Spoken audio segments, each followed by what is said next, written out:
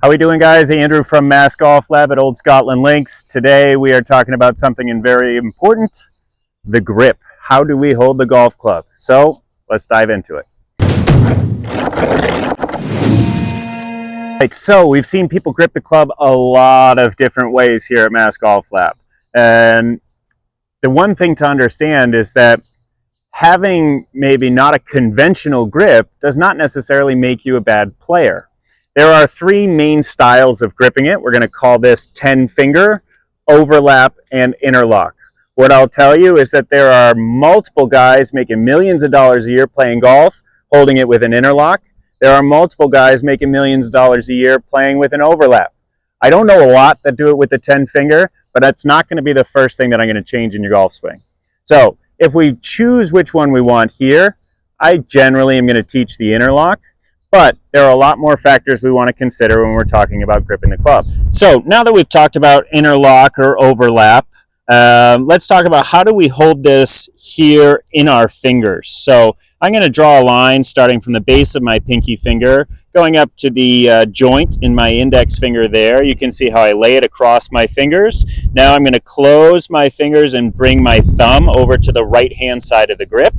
And I'm going to do the exact same thing on my right hand. So starting at the base of my pinky finger, getting up to the top joint in my index finger, and I'm going to close my thumb over onto the left-hand side of the grip. Let's get those two fingers interlocked. There's a few things here I want to point out as what we can think of as a standard way to grip the club. Number one, you can see how there's a V made in between my index finger and my thumb. I want that V pointing somewhere over towards my right ear, right shoulder, in that general direction. And you'll see that the same thing happens with my right hand. That V in between my thumb and index finger points up towards the right-hand side of my ear, shoulder, right-hand side of my upper body. All right, so if we're looking at this as a standard grip, I look down, I see those V's pointing in the right direction. I can see two knuckles on my left hand. Now, if I were to turn my hands this way, where my left hand moves on top of the grip and my right hand moves underneath, this is what's called a strong grip. In the opposite, where my left hand moves underneath and my right hand moves on top, this is what's called a weak grip. Okay, so there are some more intricacies that we're not going to dive into in this video. But if you want to think about things in a very simple way, the weaker your grip, the more likely your club face is going to be open. The stronger your grip, the more likely your club face is going to be closed. So let's start. We'll hit one with a really strong grip. You'll see I'll start with this standard position. I'll turn my hands this way, where my left hand's on top, right hand's underneath. We'll hit one. About as far left as it goes. And we'll do the same thing with a weak grip. So start from standard. I'm going to turn my left hand towards the target and my right hand on top of the grip.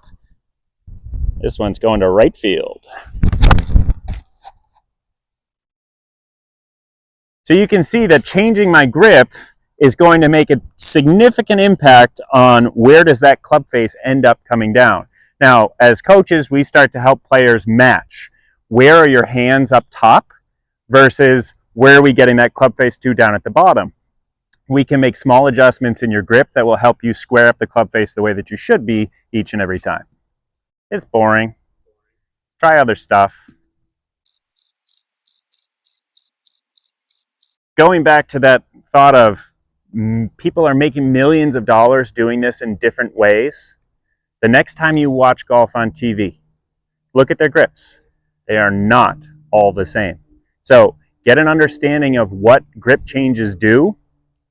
Figure out how you can make the best change for your particular swing.